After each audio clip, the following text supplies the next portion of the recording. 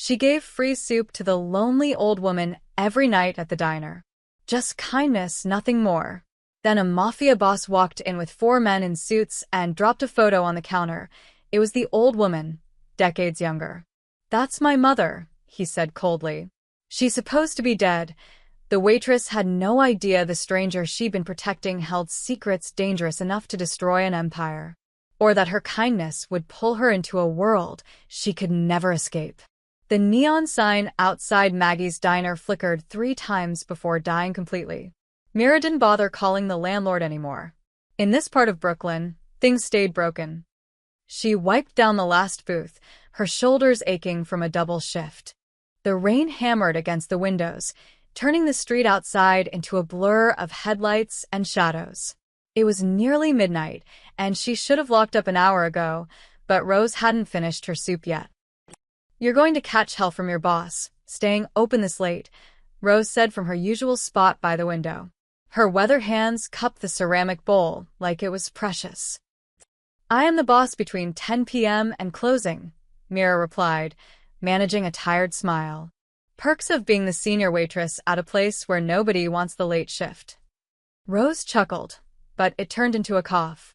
She was thin, too thin, and her clothes hung loose on her frame. Mira had been sneaking her free meals for 3 months now, ever since she'd found the old woman sitting on the diner steps in the rain, staring at nothing. "That's the last of the vegetable soup," Mira said, bringing over a coffee refill. "But I can make you a grilled cheese if you're still hungry." "You're too kind to an old fool like me." Rose's eyes were distant, focused somewhere beyond the rain-streaked glass. "My grandmother used to make soup like this. Back in the old country before." She stopped herself, fingers tightening around the bowl. Mira had learned not to push. Rose's past was a locked door, and every time Mira tried to open it, the old woman would change the subject or start humming. Always the same tune, something Italian and sad that made Mira's chest tight. "Before what?" Mira asked gently, sitting across from her. "Before the roses burned," Rose whispered. "We had a garden. Hundreds of them. Red, white, pink. My son used to pick them for me every Sunday." Her voice cracked. "That was before he learned to pick locks instead." Mira reached across the table and squeezed her hand. Rose's fingers were ice-cold. The doorbell chimed. Mira looked up, ready to tell whoever it was that they were closed. The words died in her throat. 5 men stood in the doorway, rain dripping from their expensive suits. They didn't look like the usual late-night crowd. No construction workers, no cab drivers grabbing coffee. These men wore tailored wool and Italian leather. Their faces were hard, carved from the same cold stone as the city itself. The one in front was different from the others. Older, maybe 50, with silver threading through his dark hair. He had the kind of face that belonged on old Roman coins, proud, cruel, and completely still. When he looked at Mira, she felt like a bug under glass. "We're closed," Mira said, but her voice came out smaller than she intended. The man ignored her. His eyes swept the diner, over the cracked vinyl booths, the chipped Formica counter, the ancient jukebox in the corner. Then his gaze landed on Rose. The old woman had gone rigid, her coffee cup frozen halfway to her lips. "Gentlemen, please." Mira stood up, trying to put herself between them and Rose. "I said we're closed. You'll have to come back tomorrow." "Sit down." The silver-haired man's voice was quiet, but it cut through the diner like a blade. He wasn't making a suggestion. Mira didn't sit. 2 of the men moved past her, heading straight for Rose. The old woman tried to stand, but one of them, a thick-necked man with a scar splitting his eyebrow, put a hand on her shoulder and pushed her back down. "Don't touch her." Mira grabbed a coffee pot from the warmer, holding it like a weapon. Hot coffee sloshed over her hand, but she didn't let go. The silver-haired man finally looked at her, really looked at her. Something flickered in his expression. Surprise, maybe, or amusement. "You're brave," he said. "Stupid, but brave." He reached into his jacket. Myra's heart stopped. But he didn't pull out a gun. Instead, he produced a photograph, old and faded, and dropped it on the counter between them. Have you seen this woman? Mira stared at the photo. It showed a young woman, maybe 30, standing in front of a mansion. She wore an elegant dress and diamond earrings, her dark hair swept up in a classic style. She was beautiful, and she was smiling, but it was the same sad smile Rose wore when she thought no one was watching. I don't, Mira started. Look closer. She did. And her stomach dropped. It was Rose. Decades younger, a different life, but unmistakably her. I don't know her, Mira lied, the words tumbling out too fast. The man's expression didn't change, but something dangerous flashed in his eyes. He gestured with 2 fingers, and his men began tearing through the diner. They overturned chairs, yanked open cabinet doors, scattered napkins and silverware across the floor. Hey, stop it. Mira moved toward them, but the silver-haired man blocked her path. Where's she staying? He asked softly.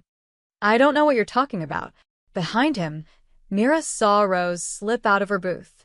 The old woman moved with surprising speed for someone so frail, heading toward the back exit. The men were too busy searching to notice. My name is Dante Moretti, the man said, and something about the way he said it made Mira's blood run cold. She'd heard that name before, whispered by the regulars, mentioned in news reports about organized crime. And the woman in that photo is my mother. Mira's world tilted. She's been dead for 15 years, Dante continued, his voice carrying the weight of old grief. But someone saw her. Here. At this diner, his eyes bored into hers. So I'll ask you one more time. Where is she? The back door clicked shut. One of Dante's men noticed. Boss. Dante spun around, faster than Mira expected. He took 3 long strides toward the kitchen, his men following. Mira heard them throw open the back door, heard their footsteps echoing in the alley. They came back empty-handed. Dante turned to Mira, and for the first time, she saw real emotion on his face. It was rage, cold and bottomless. If you see her again, he said, each word precise and terrible, you tell her that her son wants her home. You tell her that family doesn't run. And you tell her, his voice caught, just for a second, tell her the roses grew back. He dropped a business card on the counter, then walked out into the rain. His men followed, leaving the diner in shambles. Mira stood there, shaking, until their car disappeared down the street. Then she locked the door, grabbed her coat, and ran into the alley. She found Rose huddled behind the dumpster, soaked through and trembling. Rose. Don't call me that. The old woman looked up, and in the dim light from the street, Mira saw tears mixing with rain on her weathered face. My name is Rosa Moretti, and that man, the one who just destroyed your diner, he's my son. Thunder rumbled overhead. And God help me, Rosa whispered, he's right. I should be dead. Mira brought Rosa back inside through the back door, locking it behind them. The old woman was shaking so hard her teeth chattered. Mira wrapped her in a tablecloth, the closest thing to a blanket she could find, and sat her down in the kitchen, away from the windows. Stay here, Mira whispered. Don't move. She crept back into the dining area, half expecting to see Dante's men still lurking outside. The street was empty except for the rain. She grabbed the photograph from the counter where Dante had left it, along with his business card. The card was simple. Expensive black stock with embossed silver lettering, Dante Moretti, and a phone number. Nothing else. No company name, no address. Men like him didn't need to advertise. Mira looked at the photograph again. Young Rosa stood in front of what had to be a mansion, 3 stories of white stone with manicured gardens stretching behind her. She wore pearls. Real ones, Mira guessed. The kind that cost more than Mira made in a year.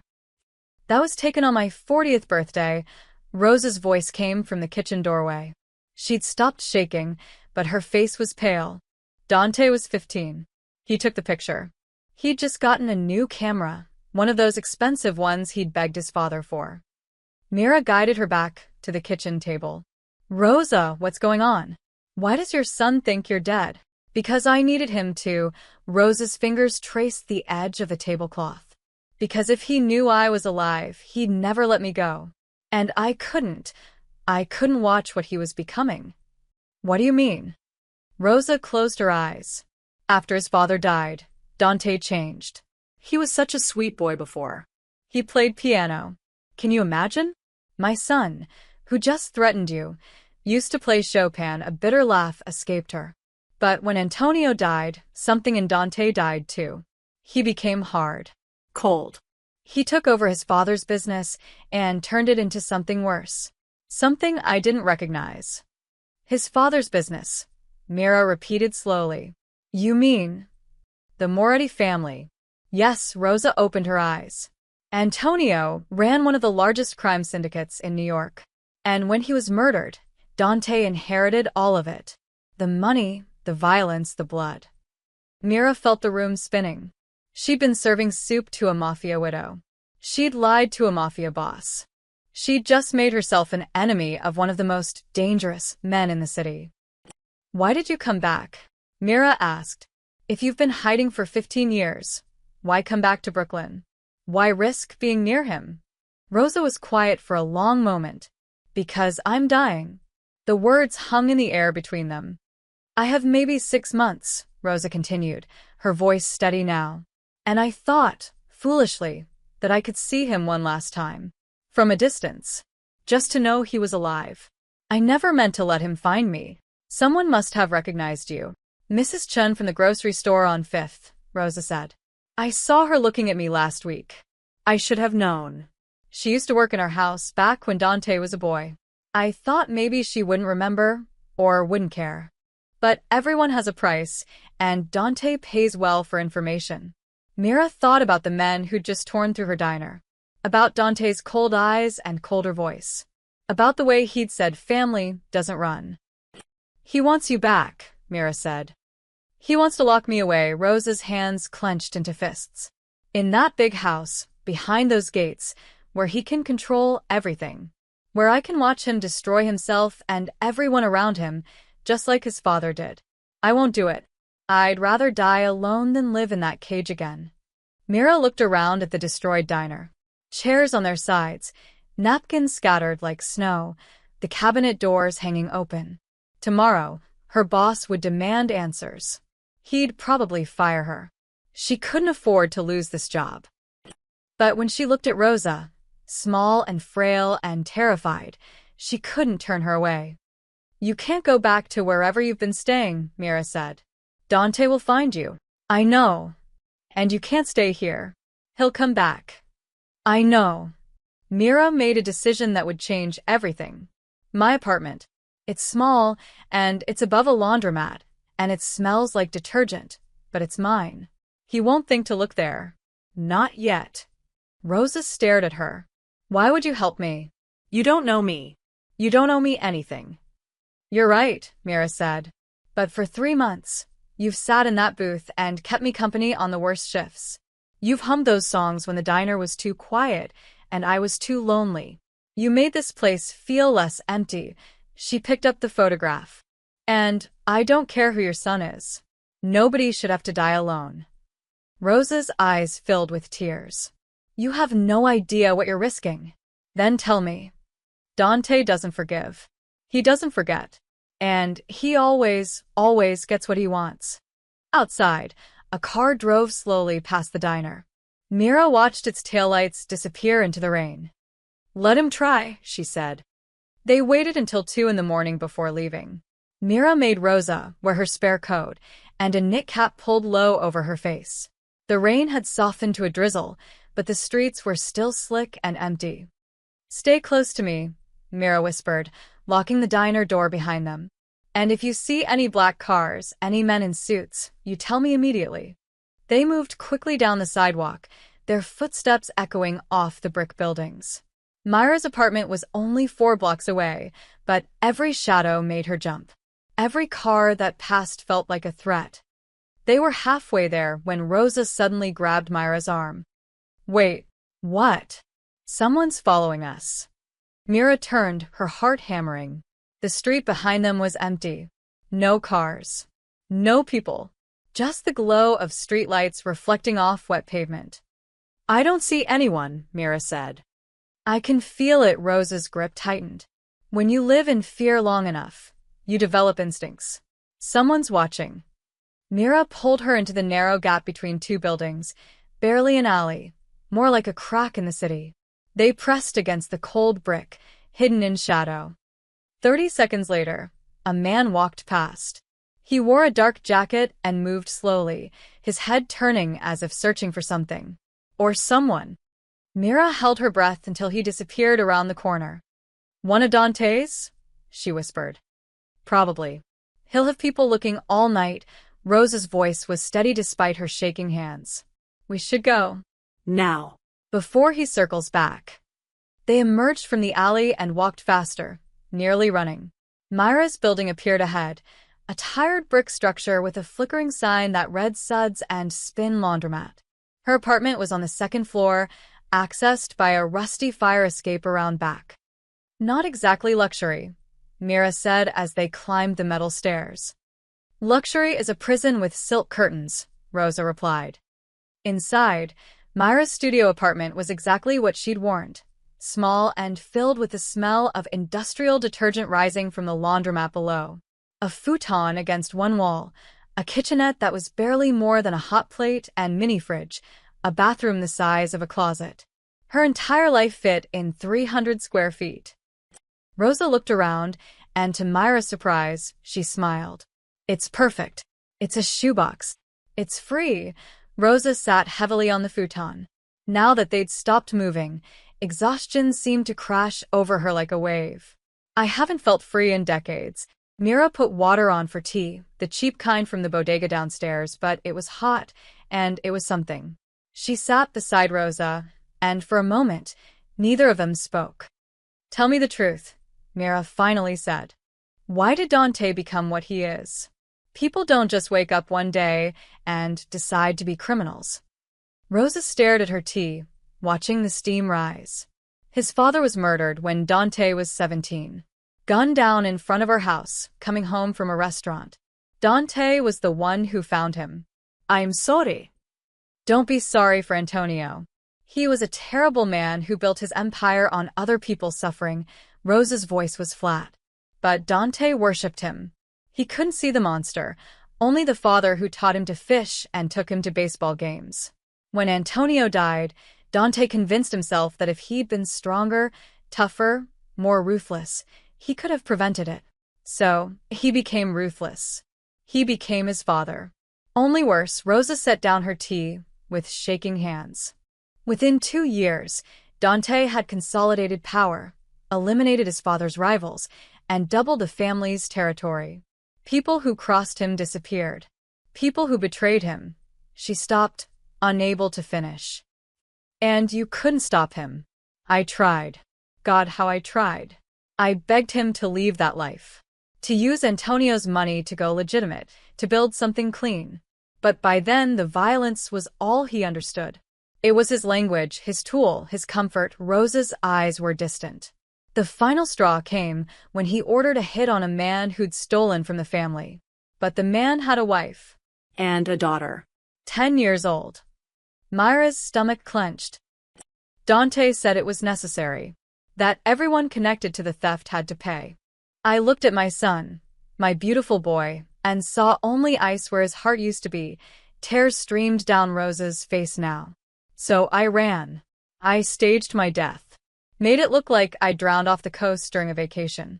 Left everything behind except some old photographs and the clothes on my back. And the documents you mentioned in the alley, Mira said quietly. You said you had papers. Evidence. Rosa went very still. How did you? You were mumbling when I found you behind the dumpster. Something about papers that could destroy the family. For a long moment, Rosa didn't answer. Then she reached into her coat, the one Mira had given her, and pulled out a small, waterproof envelope taped to the lining. Bank accounts. Shell companies. Names of politicians on the payroll. Judges. Police captains. Everything Antonio built his empire on, and everything Dante expanded. Rosa's hands trembled as she held it.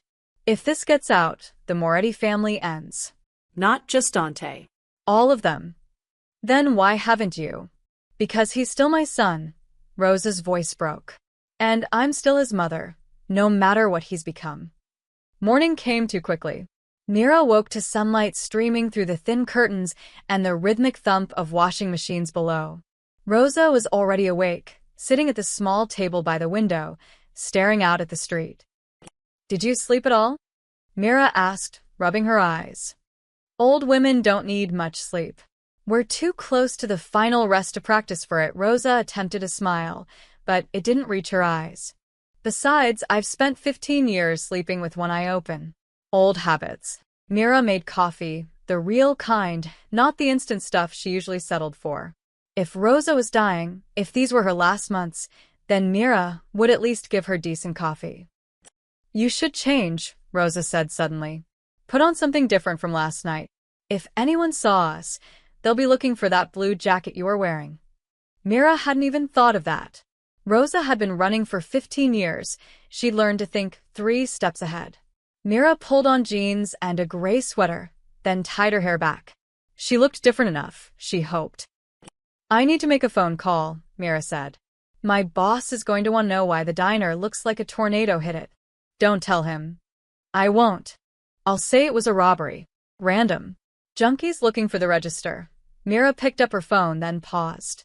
Rosa, if Dante is as powerful as you say, won't he be able to track my phone? Find this address. Rosa nodded slowly. Eventually. He has people who can do that. But it takes time. We have maybe a day, maybe 2, before he thinks to look into your life that deeply. Right now, he probably assumes you were just a bystander. Someone who happened to be there. Until he decides I wasn't. Until then, Mira made the call. Her boss, Frank, was furious about the mess, but believed her story about a robbery. He told her to take the day off while he dealt with the police report and insurance.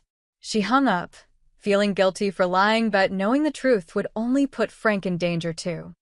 When she turned back, Rosa was pulling off her coat.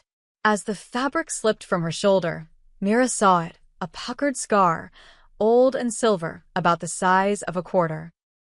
What happened? The words came out before Mira could stop them. Rosa looked down at the scar, as if she'd forgotten it was there. A bullet. 23 years ago. Who shot you? Antonio. My husband.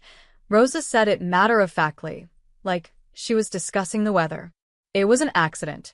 Or maybe it wasn't. I've never been entirely sure. Mira sat down heavily. Your husband shot you. We were arguing. About the business. About Dante. About the kind of man Antonio was turning our son into. Rosa traced the scar with her fingers. Antonio kept a gun in his desk drawer. I grabbed it. I don't know why. I wasn't going to use it. I just wanted him to listen, to take me seriously for once. But he lunged for it, and it went off. Jesus, Rosa. The bullet went through my shoulder. Clean through. Antonio was horrified. I'd never seen him so scared. He got me to a doctor who owed him favors, someone who wouldn't report it. The doctor saved my life. Rosa pulled her coat back on, hiding the scar. But things were never the same after that. Antonio looked at me differently. Like I was dangerous. Like I was something to be controlled. Is that why you have the documents? Mira asked. As protection? Smart girl. Rosa's expression darkened. After I was shot, I realized I needed insurance. So I started copying things. Taking photographs of Antonio's ledgers. Recording conversations. It took me 5 years to compile everything, and he never knew. When he was murdered, I kept the documents hidden. I thought maybe I'd use them someday to bargain for Dante's soul. To force him out of the life. But you didn't. By the time I was ready, Dante was already too far gone. And I knew if I showed him those papers, if I threatened to expose everything his father built, he'd— Rosa's voice faltered. He'd see it as the ultimate betrayal. He might even kill you, Mira finished quietly. Rosa nodded. So, I ran instead. Took the documents with me as insurance, in case I was ever found. If anyone in the family tries to hurt me, if anything happens to me, those papers go to the FBI. I set up a dead man switch with a lawyer years ago. Mira thought about Dante's face last night. The rage in his eyes when he realized his mother had slipped away. Does he know about the documents? I don't think so. Antonio kept me separate from the business. Dante probably assumes I knew nothing, that I was just the wife who looked pretty at parties and kept her mouth shut. Rosa laughed bitterly. Men like them always underestimate women. It's their greatest weakness. A sound from outside made them both freeze. Footsteps on the fire escape. Mira moved to the window, careful to stay hidden behind the curtain. A man stood on the landing below, looking up at her apartment. He wore a suit. Even from here, she could see the bulge of a gun beneath his jacket. They found us, she whispered. Rosa stood, already reaching for her coat. The envelope. Where did I put? Here, Mira grabbed it from the table. But where do we go? Anywhere but here. The footsteps started climbing. Mira grabbed Rosa's arm and pulled her toward the apartment door. They slipped out into the hallway just as heavy footsteps reached the fire escape landing outside. The building's interior stairs were at the far end, old wooden steps that creaked with every movement. Quietly, Mira breathed. They descended as fast as they dared. Rosa's breathing labored. At the bottom, Mira pushed through the door that led into the laundromat. Mrs. Kim, the owner, looked up from folding towels. Mira, you okay? You look. Fine. Everything's fine, Mira called out, not stopping. They rushed through the front door and onto the street.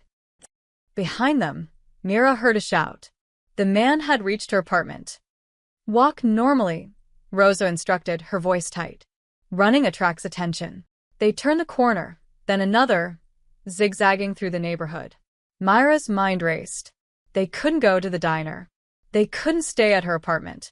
Where else was there? I have a friend, Mira said suddenly. Ellie. He owns a garage outside the city, near Yonkers. He's good people. We could.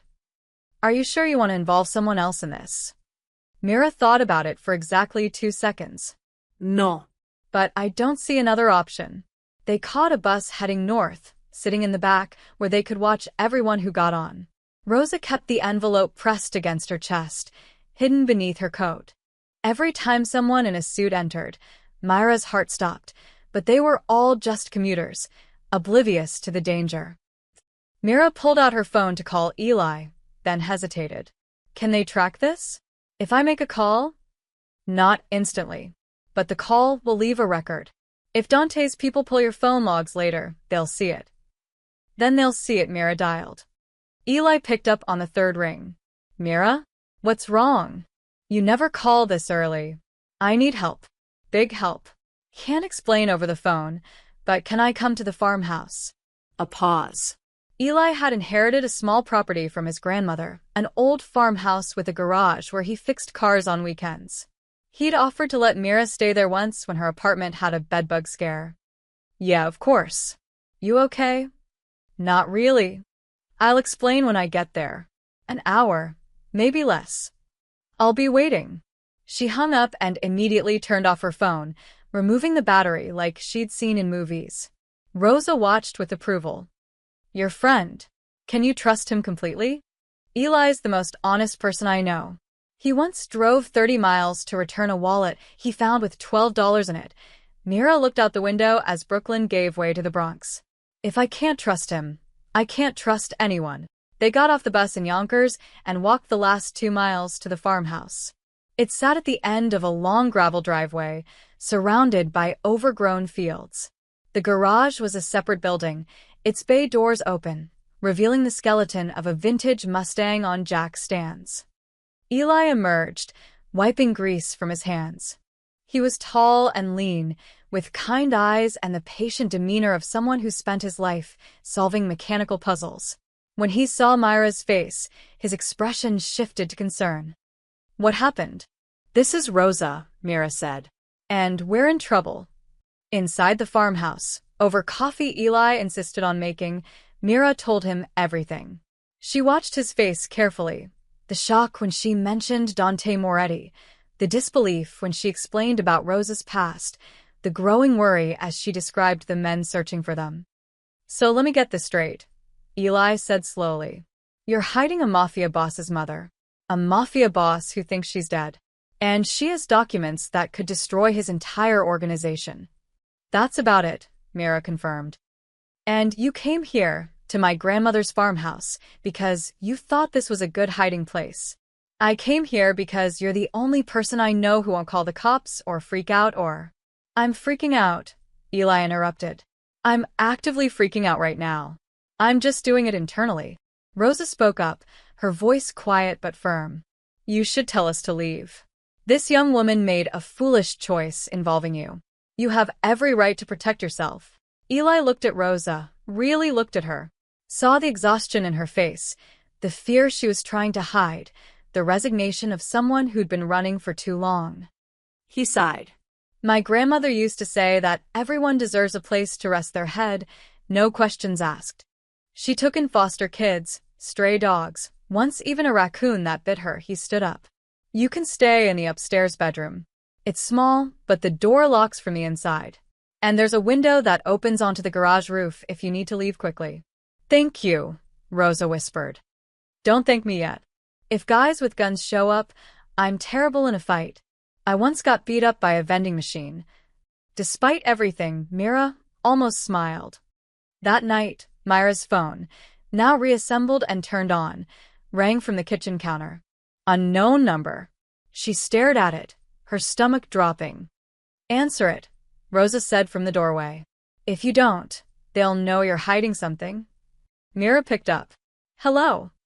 A man's voice, smooth and cold. You shouldn't hide her.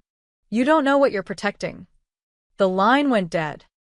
Mira stared at the phone in her hand, her blood turning to ice. What did they say? Eli asked. They know. Myra's voice came out hollow. They know I have her. Rosa closed her eyes. Then we need to leave. Now. Wait, Eli held up a hand.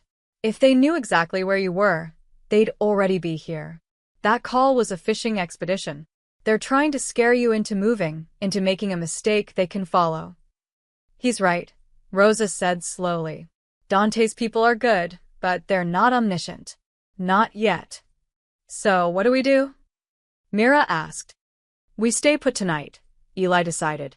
Tomorrow morning, we figure out next steps. But right now, everyone's exhausted, and exhausted people make bad decisions. He looked at Rosa. You should rest. You look like you're about to collapse. Rosa didn't argue. Mira helped her upstairs to the small bedroom. As Rosa settled onto the bed, Mira noticed her hands were trembling worse than before. Are you okay? Should I find you a doctor? No doctors. They ask questions. Rosa pulled a bottle of pills from her coat pocket. For the pain. The cancer's in my bones now. Some days are better than others. Mira felt a surge of anger, not at Rosa, but at the world. At Dante, for making his mother spend her final months running and hiding. At Antonio, for building an empire that destroyed his family. At the senseless cruelty of it all. Get some sleep, Mira said softly. I'll wake you if anything happens. Downstairs, Eli had locked all the doors and was checking the windows. I feel like I'm in a movie, he muttered. Except in movies, the mechanic doesn't die in the first act. You're not going to die. You don't know that. You don't know what these people are capable of. Actually, I do. Mira sank onto the couch. Rosa told me stories. About people who cross the Moretus. About what Dante does to anyone he considers a traitor. She looked up at Eli. I should have told you everything before dragging you into this.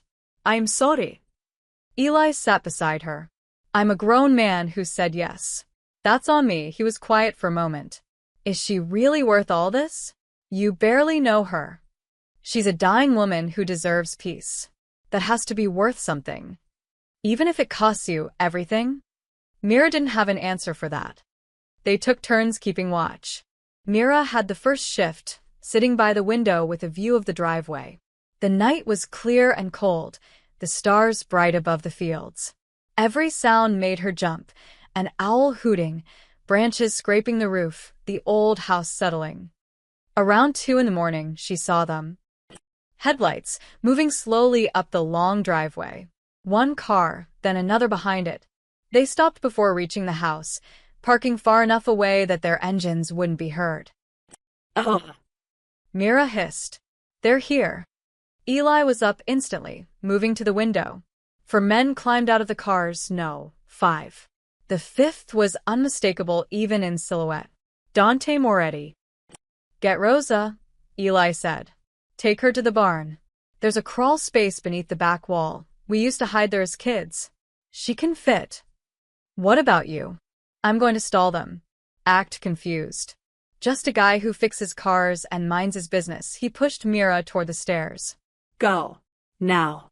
Mira ran upstairs and shook Rosa awake. They found us. We have to move.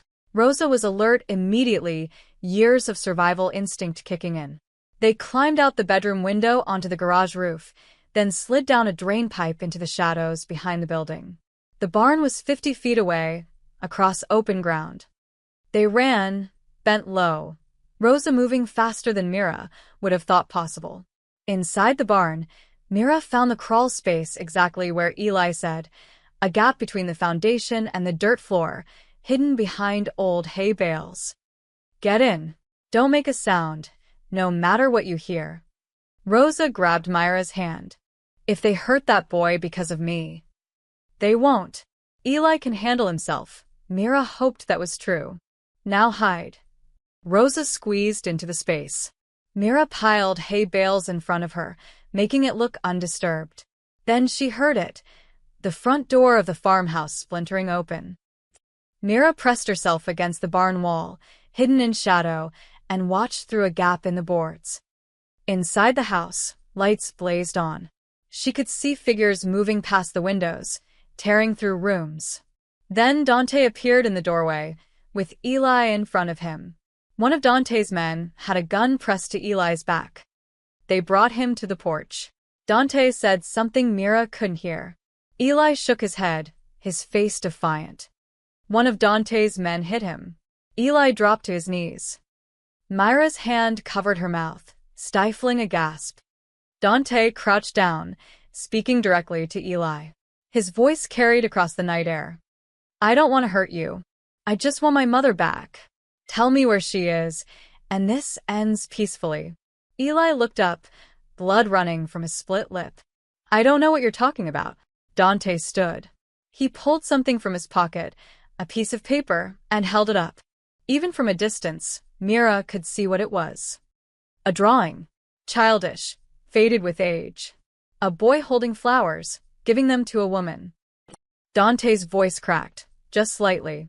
I drew this for her when I was 8. Found it in the diner, hidden under the register. He looked at Eli with something that might have been grief. She kept it all these years. Even when she ran from me, Dante's hands clenched into fists. So don't tell me you don't know where she is. Someone's protecting her. And that someone will tell me the truth. Mira watched through the barn slats, her heart hammering against her ribs. Eli was still on his knees, defiant despite the blood on his face. Dante circled him like a predator, the childhood drawing still clutched in his hand. Last chance, Dante said quietly. Where is she? I told you. I don't know. Dante nodded to one of his men, the thick-necked one with the scar. He grabbed Eli's arm, twisting it behind his back. Eli grunted in pain, but didn't cry out. Myra's body moved before her mind could stop it. She stepped out from the barn, her hands raised. Wait. Stop. I'll tell you. Every gun turned toward her. Dante's eyes narrowed. Mira? No. Elisoter. 2 of Dante's men rushed forward, grabbing her arms. They dragged her to the porch and forced her to her knees beside Eli. Dante stood over them both, his face unreadable. The waitress. I wondered if you were brave or stupid. Now I have my answer. He looked toward the barn. She's here, isn't she? My mother. She's gone. Mira lied desperately. She left hours ago. Caught a bus heading west. I don't know where. Don't. Dante's voice cut like a blade. Don't insult my intelligence. If she were gone, you wouldn't have given yourself up to protect your friend. He gestured to his men. Search everything. The barn, the garage, the fields. Find her. The men fanned out. Myra's stomach dropped. They'd find Rosa in minutes. Why do you even want her back? Mira asked, trying to buy time. She's been dead to you for 15 years. Why not let her stay that way? Dante's jaw tightened. Because she's my mother. She's a stranger who ran away from you. Watch your mouth, the scarred man growled, raising his hand. No, Dante stopped him. His eyes were on Mira, and for the first time, she saw real emotion there, not rage, but something deeper. Pain. You want to know why? Because she's the only family I have left. Because every decision I've made, everything I've built, was to make her proud. To create something worthy of the Moretti name. And then she left. Disappeared like I meant nothing. Maybe you didn't, Mira said quietly. Maybe she left because of what you became, not despite it. Dante's hand shot out, grabbing Myra's throat. Not squeezing, just holding her there, his fingers ice cold. You know nothing about me, about my family, about what we've survived. Then tell me. Mira gasped. Tell me why a mother would fake her death to escape her own son. From the barn came a shout. Boss, we found something. Dante released Mira and walked toward the barn. Mira struggled against the men holding her, but they were too strong.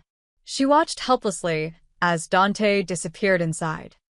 30 seconds later, he emerged. Rosa walked beside him, her head high despite her trembling hands. She looked like a queen being led to execution. Dante, she said. Just his name. Nothing else. He stared at her. In the porch light, Mira could see his face clearly. The shock, the anger, and underneath it all, the face of a boy who'd lost his mother. 15 years, Dante whispered. 15 years I thought you were dead. I mourned you. His voice broke. How could you do that to me? Because I couldn't watch you anymore, Rosa said, her voice steady. Couldn't watch you become him. Him. Your father. The words hung in the night air like a curse. Dante's expression hardened. My father was a great man. He built an empire. He provided for us, protected us. He was a monster, Rosa interrupted. And you know it. Deep down, you've always known it. But you worshipped him anyway, and when he died, you decided to become him. To honor his memory by becoming something even worse. I avenged him. Dante's voice rose. The people who killed him, they paid. Everyone who betrayed him paid. I made the Moretti name feared and respected again. Feared, yes. Respected? Rosa shook her head. People don't respect monsters, Dante. They just pretend to, because they're terrified. Then why did you come back? If I'm such a monster, why risk everything to be near me? Rosa's composure finally cracked. Tears streamed down her weathered face. Because I'm dying, and you're still my son. And I needed to see you one last time, even from a distance. Even knowing what you'd become. The silence that followed was deafening. Then Rosa spoke again, her voice barely a whisper. And because I need to tell you the truth. About your father's death. About what really happened that night. Dante went very still. What are you talking about? A rival gang killed him. Shot him in front of our house. No, Rosa closed her eyes. That's the story we told you. The story I let you believe because I thought, foolishly, it would spare you more pain. Mother, what are you saying? Rosa opened her eyes, and in them was a grief so deep it seemed bottomless. Your father wasn't murdered by enemies, Dante. He was killed by me. I pulled the trigger. I'm the one who shot Antonio Moretti. The night exploded into chaos. Dante lunged forward, his hands reaching for Rosa's throat. His men grabbed him, holding him back as he screamed, a sound of pure anguish that echoed across the fields. Mira watched in horror as everything shattered. It took 3 men to restrain Dante. He fought like a wild animal, his face twisted with rage and grief. Rosa stood perfectly still, accepting whatever violence might come, her confession hanging between them like a death sentence. Let me go, Dante roared. Let me. Boss, stop. The scarred man held him firmly. Not like this. Not here. Think. Slowly, Dante stopped struggling. His chest heaved, his eyes wild. When his men finally released him, he stood there shaking, staring at his mother like she was a ghost. "You're lying," he said finally. "This is some kind of trick. Some manipulation." "It was an accident," Rosa said quietly. "We were fighting. About you, actually. About the life your father was pulling you into. He kept a gun in his office and I grabbed it. Not to use it. Just to make him listen. But he tried to take it from me, and it went off." Dante shook his head violently. No. "No, I found him. Outside the house. There were tire tracks. Witnesses said they saw a black sedan." "Witnesses your father paid for," Rosa interrupted. "I shot him inside the house, in his office. But he was still alive. He staggered outside, trying to reach the car, trying to get help. That's where he collapsed." "That's where you found him," her voice broke. "And with his dying breath, he made me promise to tell you it was the Giordano's. To give you a target for your grief. To point your rage at anyone but me." "That's impossible." "Why would he?" "Because he loved you more than he hated me. Because he knew if you learned the truth, it would destroy you." Rosa stepped closer, despite the danger. "And he was right. Look at you. Look at what knowing has done." Dante's hands were fists at his sides, trembling. "You let me hunt them. The Giordano's. I killed them all. Every single one. Men, Dante. People with families, with children. And they were innocent." "No one in that life is innocent," Rosa said. "But they didn't kill your father. That blood is on my hands alone." Mira watched Dante's face cycle through emotions too fast to name. Then something cold and terrible settled over his features, the mask of the mob boss returning. "Take her," he said to his men. "Lock her in the car." "Dante," Rosa began. "Don't," his voice was ice. "Don't say my name. Don't speak to me. You're not my mother. My mother died 15 years ago. You're just a liar who wears her face." Two men grabbed Rosa and dragged her toward the cars. She didn't fight, didn't scream, just kept her eyes on her son until they pushed her into the back seat. Dante turned to Mira and Eli. "You too. You helped her. Hid her from me. Do you understand what the penalty is for that?" Eli spoke up, his voice surprisingly steady. "We helped an old woman who needed protection. That's all." "She's a murderer. She's a survivor," Mira countered. "And you know what? After hearing all this, I'd help her again. Because whatever she did it trying to save you from becoming exactly what you are now." Dante's hand moved to his jacket, toward where Mira knew his gun must be. She braced herself. But he didn't draw it. Instead, he pulled out a phone and made a call. "It's done. I found her." No, she's alive. "We're bringing her to the estate." "Yes, all of it." He hung up and looked at Mira. "You want to help her? Then you're coming with us. You can watch what happens when someone betrays the Moretti family." "No." Eli started to stand, but one of the men slammed him back down. Not him, Dante said. "He's nobody. Just a grease monkey who made a bad choice." He looked at Eli with something like contempt. "Go back to your engines and your simple life. Forget you saw anything tonight. Because if you talk, if you breathe a word of this to anyone, I'll burn this whole property to the ground with you inside it. Understand?" Eli's jaw clenched, but he nodded. They pulled Mira to her feet and dragged her toward the cars. She looked back at Eli, trying to memorize his face, wondering if she'd ever see him again. The drive to the Moretti estate was silent. Rosa sat in one car, surrounded by guards. Mira rode in the other with Dante. He stared out the window, his profile carved from stone. "She was protecting you," Mira said finally. "Everything she did, running, hiding, lying, it was all to protect you. I don't need protection. I need loyalty. She gave you something better. She gave you the truth." Dante turned to look at her. "You're very brave or very stupid. I haven't decided which." "Neither. I'm just someone who believes people deserve second chances. Even people who've done terrible things. There are no second chances in my world. Only debts to be paid." They drove through Brooklyn, across the bridge, into the wealthy neighborhoods of Staten Island. The Moretti estate emerged from the darkness, 3 stories of white stone, surrounded by iron gates and manicured grounds, just like in the photograph. As they pulled up to the house, Mira saw the gardens. Hundreds of rose bushes, full of blooms even in November, their petals dark in the night. The roses had grown back. Just like Dante said. The mansion was cold despite its grandeur. Marble floors, crystal chandeliers, expensive furniture that looked like no one had ever sat on it. It felt more like a mausoleum than a home. Dante's men brought Rosa to what must have once been a sitting room. Now it felt like an interrogation chamber. They forced her into a chair while Mira was shoved onto a sofa against the wall. "Leave us," Dante commanded. His men filed out, closing the heavy doors behind them. For a long moment, the 3 of them sat in silence. Rosa looked small in the ornate chair, her hands folded in her lap. Dante paced like a caged animal. "Say something," he finally demanded. "Defend yourself. Tell me I misheard you. Tell me it's all some elaborate lie." "I can't," Rosa said quietly. "Because it's true. All of it." "Why?" The word came out broken. "Why would you kill him? He gave you everything.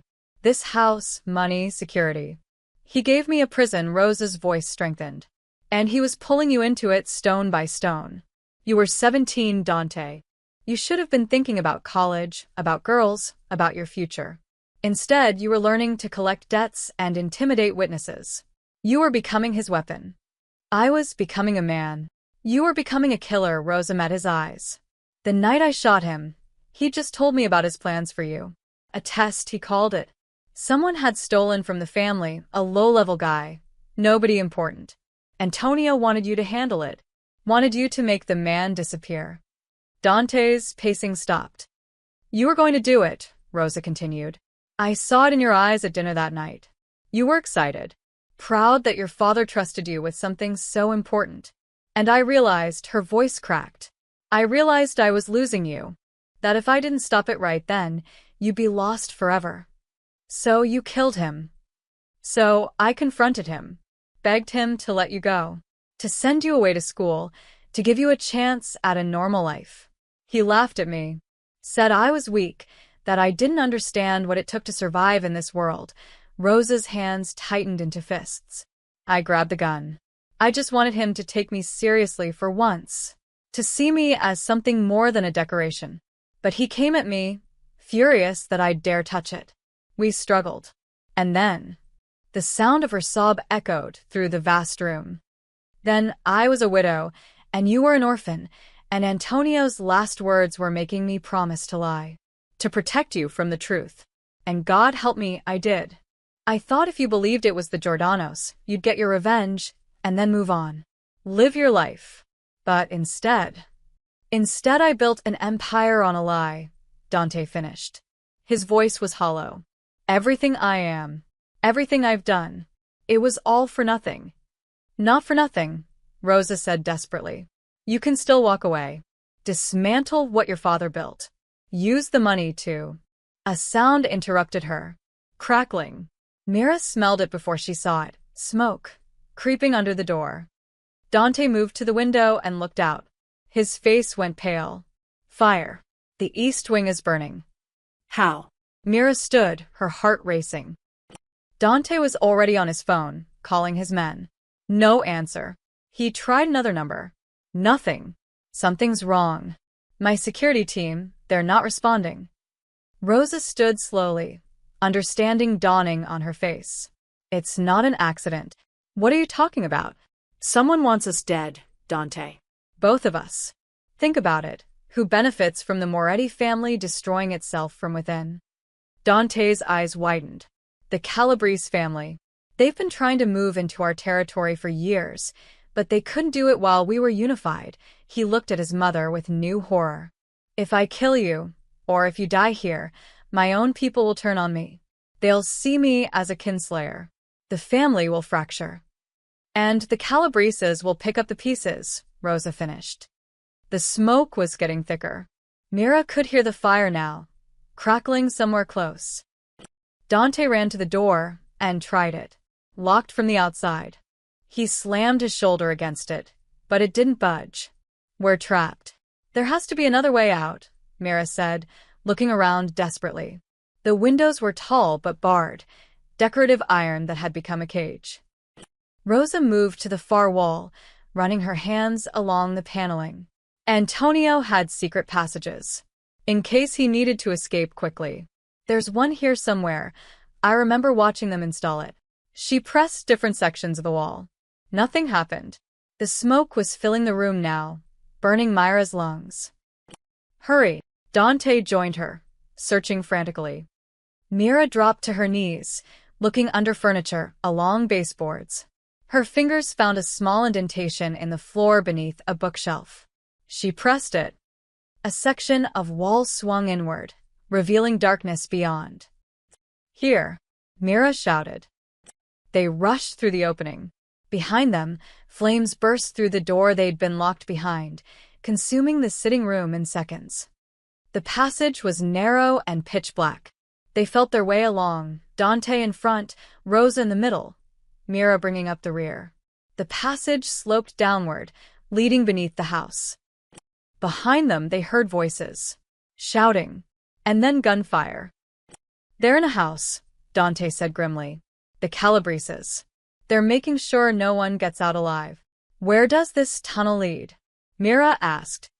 If I remember right, Rosa said, breathing hard, it comes out in the gardens, near the old groundskeeper's cottage. They moved faster, the sound of destruction following them through the darkness.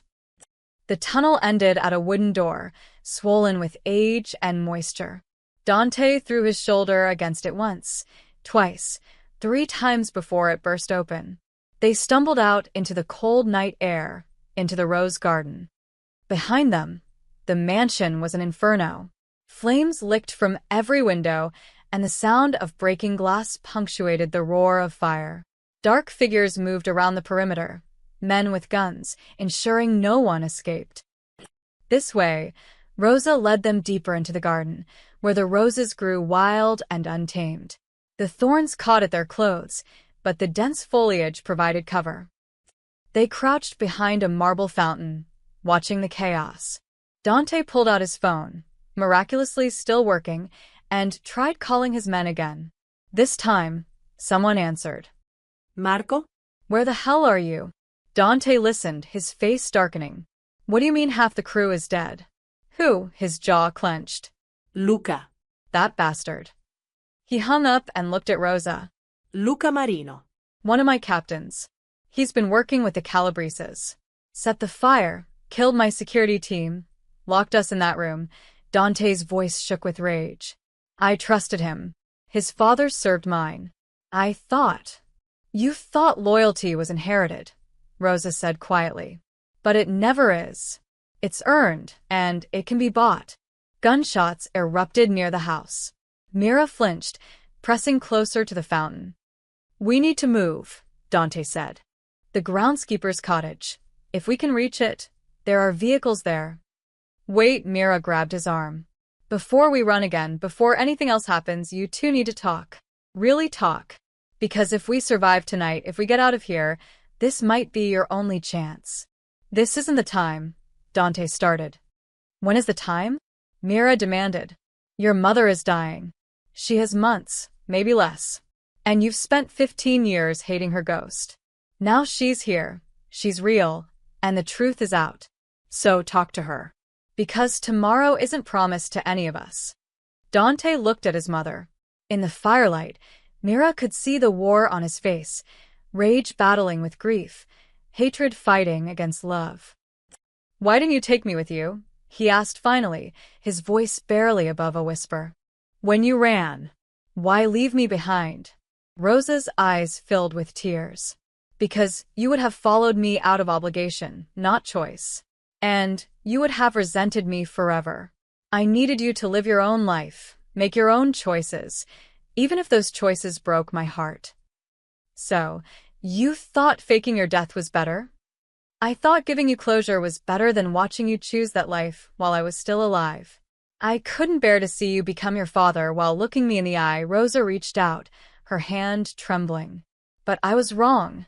I should have fought harder. Should have dragged you away even if you hated me for it. Because now I've done things that can't be undone, Dante finished.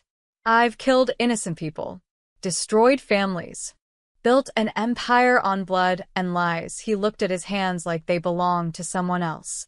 The Giordanos. I hunted them for years. Every single one I found, his voice broke. And they didn't even do it. No, Rosa said. But they weren't innocent either. None of us are in this life. That doesn't make it right. No. It doesn't. Rosa finally touched his face, and Dante didn't pull away. But it's not too late to stop. To tear it all down. To build something better from the ashes. How? Dante looked at the burning mansion, his empire, his legacy, everything his father built. How do I come back from what I've become? The same way I did. One day at a time. One choice at a time. Rosa pulled the waterproof envelope from her coat.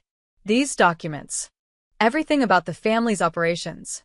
Bank accounts, corrupt officials, every crime committed. We give them to the authorities. We end this. Tonight. Dante stared at the envelope like it was a loaded gun. If I do that, I go to prison. Everyone in the family goes down. Yes. I'll lose everything. You'll lose everything that doesn't matter, Rosa corrected. Money. Power. Fear. But you'll keep the one thing worth having, your humanity. I'm not sure I have any left. You do, Rosa's voice was fierce now. Because you haven't killed me yet.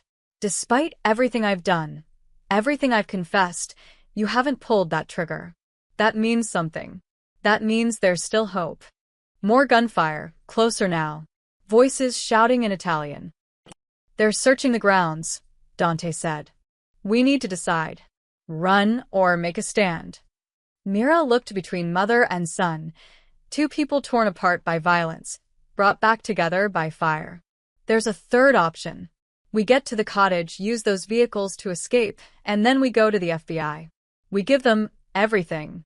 We end this war before more people die.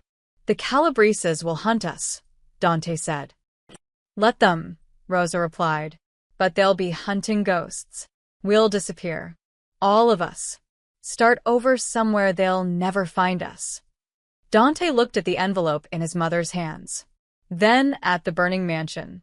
Then at Rosa's face, weathered, worn, but still his mother. Okay, he said quietly. Let's burn it all down. They moved toward the cottage, but they weren't alone. A figure stepped from the shadows, gun raised. Luca Marino smiled. Going somewhere, boss. Luca wasn't alone. 3 more men emerged from the darkness, surrounding them. All had guns drawn. All wore the cold expressions of men who'd already committed to murder. Luca, Dante's voice was deadly calm. I should have seen it. You've been too ambitious lately. Too eager. You're getting soft, boss. Luca's smile didn't reach his eyes. Bringing your dead mother back from the grave? Dragging a waitress into family business? The old Dante would have put bullets in both of them and moved on. The old Dante trusted you. The old Dante was a fool. Luca gestured with his gun. The envelope. Give it to me. Then, maybe I'll make this quick. Rosa clutched the documents tighter. These aren't for you. They're for whoever's smart enough to take them. The Calabreses are offering me a fortune for those papers. With them, they can blackmail half the city, take over everything the Morettas built. Luca's eyes gleamed with greed. And I'll be their partner. Not some underboss taking orders. An equal. You'll be their puppet, Dante said. The Calabreses don't share power. They'll use you until you're no longer useful, then put you in the ground. We'll see. Luca took a step closer. Last chance. The envelope. Now. Myra's mind raced. For armed men.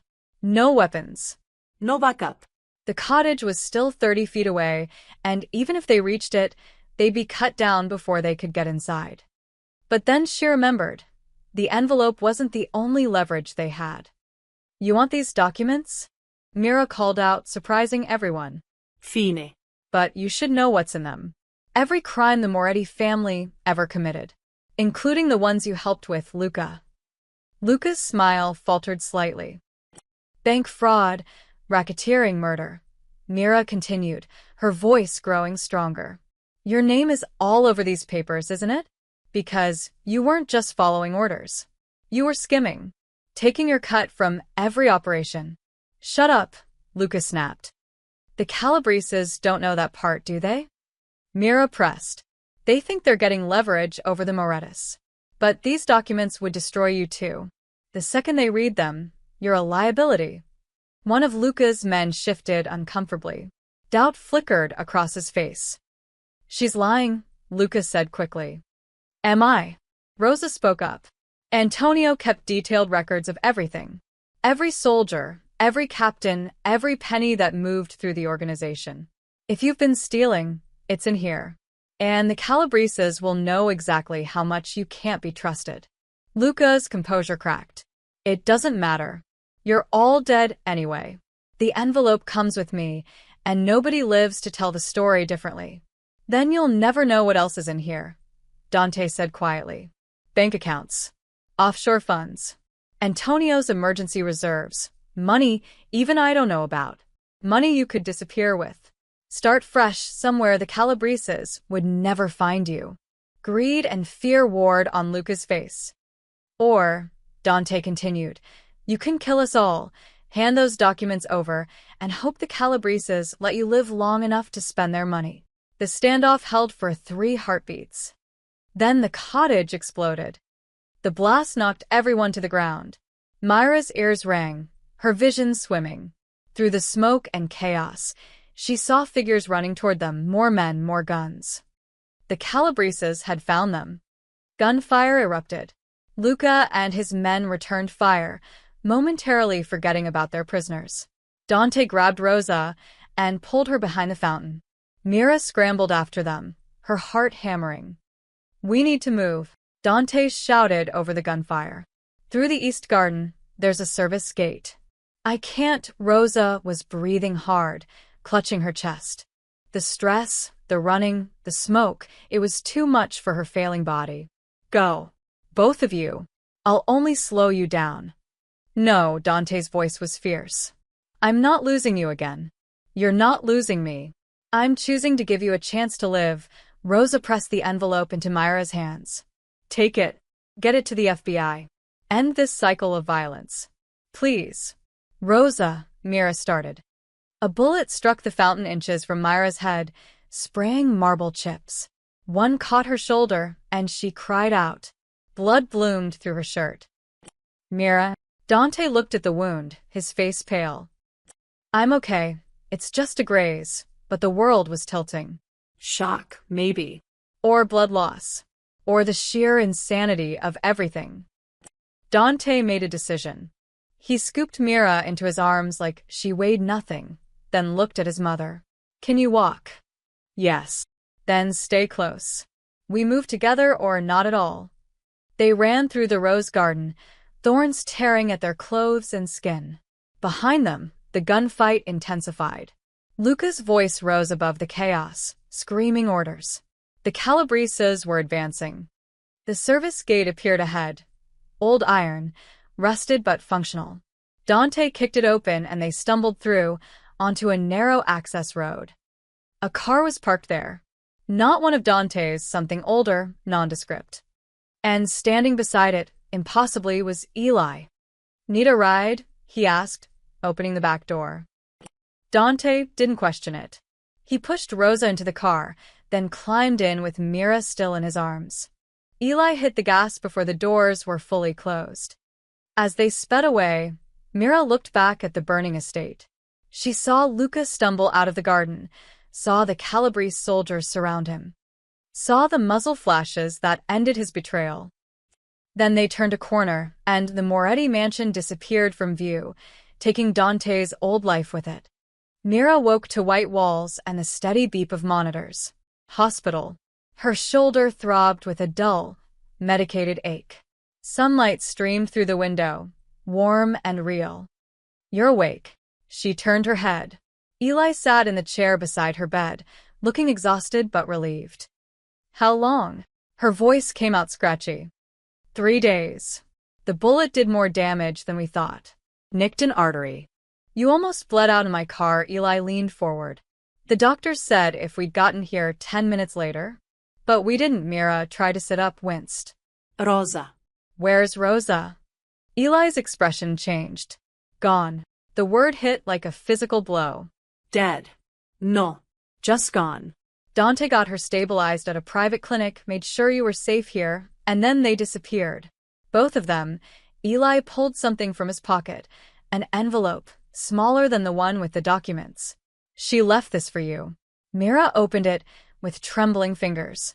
Inside was a handwritten note on expensive stationery. Dearest Mira, you gave me something I thought I'd lost forever. Peace.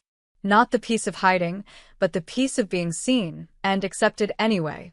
You risked everything for a stranger, and in doing so, you saved not just my life, but my son's soul. The documents are with the FBI. Dante and I went together, told them everything. He'll face justice for his crimes, but on his own terms, with his humanity intact. That's more than I ever hoped for. By the time you read this, we'll be far away. The authorities have agreed to certain arrangements in exchange for our testimony, a kind of witness protection, though I suspect we won't need it long. My time is short, but I'll spend it with my son, really talking to him, really knowing him for the first time in decades. Thank you for reminding an old woman that kindness still exists in this dark world. Thank you for being brave when I couldn't be. Thank you for giving me back my son. You changed a legacy, Mira. Never forget that. With love and gratitude, Rosa. Tears blurred Myra's vision. She wiped them away and found something else in the envelope, a photograph. The same one Dante had shown her at the diner, but this time Rosa had written on the back, "The roses always grow back, if you give them time."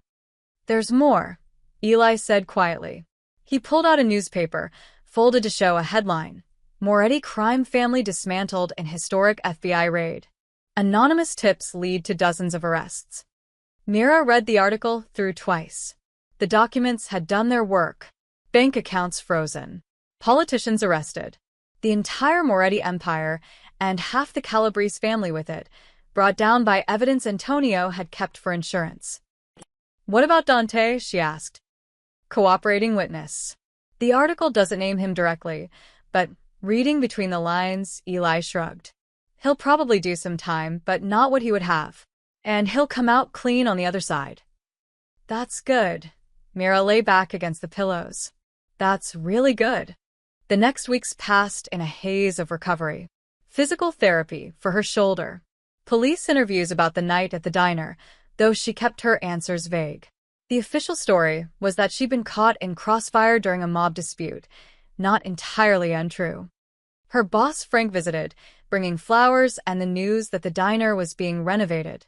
Insurance money, he explained, and an anonymous donor, who wants to stay unnamed, said something about paying a debt for soup and kindness. Mira smiled, knowing exactly who that donor was. 3 months later, she returned to work. The diner looked almost new, fresh paint, repaired booths, a working neon sign. But it still felt like Maggie's. Still felt like home. On her first night back, the late shift was quiet. Just a few regulars, the usual coffee and pie crowd. Mira found herself looking at Rose's old booth by the window, remembering the old woman who used to sit there humming Italian lullabies. The doorbell chimed at 11:30, just before closing. Mira looked up, her heart skipping. But it wasn't Rosa. Or Dante. Just a young man, early 20s, with nervous eyes and hands shoved deep in his jacket pockets. He approached the counter and placed something there, a single red rose, fresh and perfect, tied with a white ribbon. Beside it, a note card in elegant handwriting. Mira picked it up, her hands trembling. For kindness that changed a legacy. The young man was already leaving. Wait, Mira called. Who are you?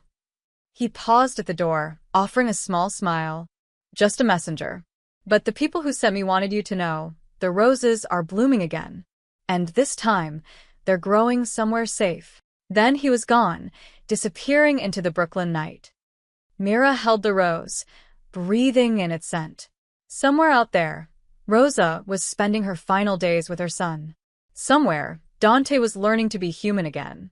Somewhere, a terrible legacy was ending and a new story was beginning. She placed the rose in a glass of water and set it on the counter where Rosa's photograph had been that first night. Outside, rain began to fall, gentle this time, washing the streets clean. Mira wiped down the tables, hummed an old Italian lullaby she'd learned from a friend, and prepared to lock up for the night.